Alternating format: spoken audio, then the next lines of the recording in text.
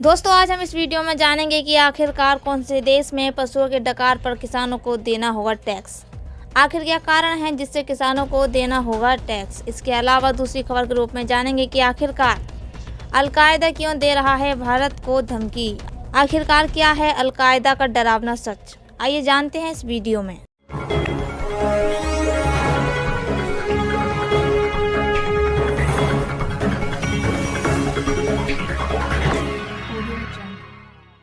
नमस्कार दोस्तों, स्वागत है आपका हमारे ग्लोबी न्यूज़ में।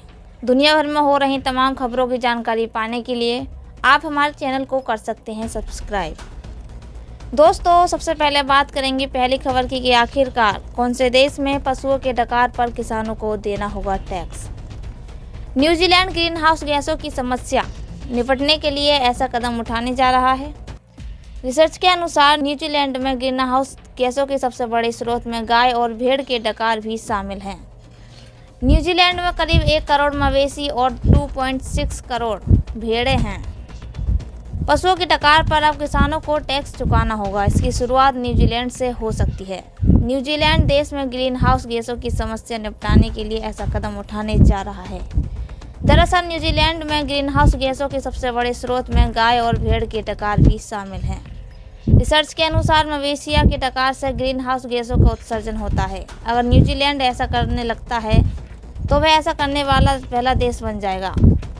न्यूजीलैंड की आबादी 50 लाख है, लेकिन यहाँ लगभग 1 करोड़ मवेशी और 2.6 करोड़ भेड़ें हैं। न्यूजीलैंड में लगभग आधा ग्रीन हाउस गैस उत्सर्जन मुख्य रूप से मीथेन के रूप में खेती के कामों से निकल कर आता है। इससे पहले ग्लोबल हीटिंग को धीमा करने के सरकार के प्रयासों के तहत कृषि उत्सर्जन को उत्सर्जन ट्रेडिंग योजना से बाहर रखा गया था। इस कदम को लेकर सरकार की खूब आलोचना हो रही थी। रिसर्च के मुताबिक मीथेन वातावरण में अपनी मौजूदगी के पहले 20 वर्षों के दौरान कार्बन डाइऑक्साइड से 80 गुना अधिक वार्मिंग पावर है। इसलिए इसका प्रतिकूल प्रभाव वातावरण पर ज़्यादा गहरा पड़ता है। ऐसे में मीथेन के उत्सर्जन में कमी से ग्लोबल वार्मिंग को धीमा करने में ज़्यादा तेज़ी से मदद मिल सकती है।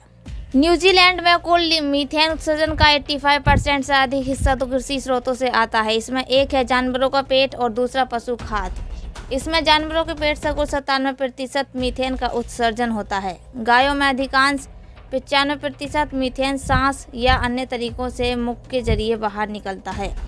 सरकार और कृषि प्रतिनिधियों द्वारा तैयार किए गए मसौदा के तहत किसानों को जानवरों से हुए उत्सर्जन के लिए 2025 से टैक्स देना होगा। इस प्रस्ताव में उन किसानों के लिए प्रोत्साहन राशि भी शामिल है जो पशुओं को खिलाने के तौर तरीकों या बेहतर खाने से उत्सर्जन में कमी करते हैं। इस पर योजना से प्राप्त होने वाले राजस्व को किसानों से जुड़े अनुसंधान, विकास और सलाहकार सेवाओं में निवेश किया जाएगा। दोस्तों, अब बात करते हैं अगली खबर की कि आखिरकार अल-कायदा क्यों दे रहा है भारत को धमकी।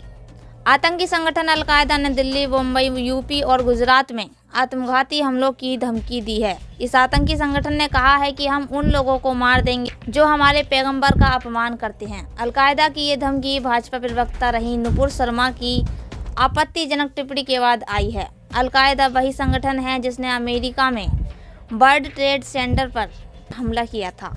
इसका मुखिया रहा ओसामा बिन लादेन कभी पूरी दुनिया में दहशतगर्दी के लिए बदनाम था। दोस्तों, आपको बता दें कि अल-कायदा एक अंतर्राष्ट्रीय आतंकी संगठन है। इसकी स्थापना आतंकवादी ओसामा बिन लादेन और अब्दुल्ला आजम ने 1988 में की थी। बताया जाता है कि ये संगठन तब बनाया गया था जब अफगानिस्तान में सोवियत संघ के सैनिक दाखिल हुए थे।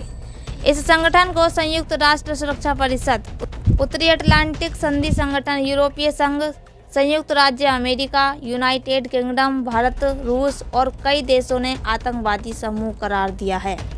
अल-कायदा को ओसामा बिन लादेन ने ही शुरू किया था। 10 मार्च 1957 को इसका जन्म सऊदी अरब के रियाद शहर में हुआ था। ओसामा के पिता मोहम्मद अवाद बिन लादेन एक अमीर बिल्डर थे। अवाद बिन लादेन के 52 बच्चे थे और ओसामा 17वें नंबर पर था। पिता की 1968 में मौत हो गई। तब ओसामा 11 साल का था और उसे विरासत में $8 करोड़ की राशि मिली थी। उस दौरान वह स्कूल में पढ़ाई कर रहा था। बाद में उसने सऊदी अरब के शाह अब्दुल्ला अजीज़ विश्वविद्यालय से सिविल इंजीनियरिंग की पढ़ाई की थी।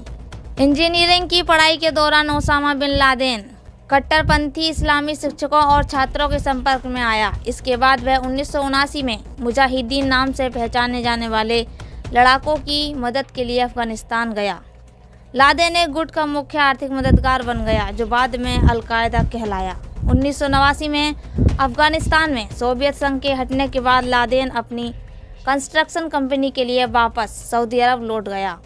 यहाँ उसने अफगान युद्ध में मदद के लिए फंड जुटाना शुरू किया। यहीं से अल-कायदा वैश्विक गुट बन गया। इसके सदस्य 35 से 60 देशों में बन गए। दोस्तों, आज के लिए बस इतना ही। फिर मुलाकात होगी ऐसी ही नई खबरों के साथ। तब तक के लिए जय हिंद, जय भारत।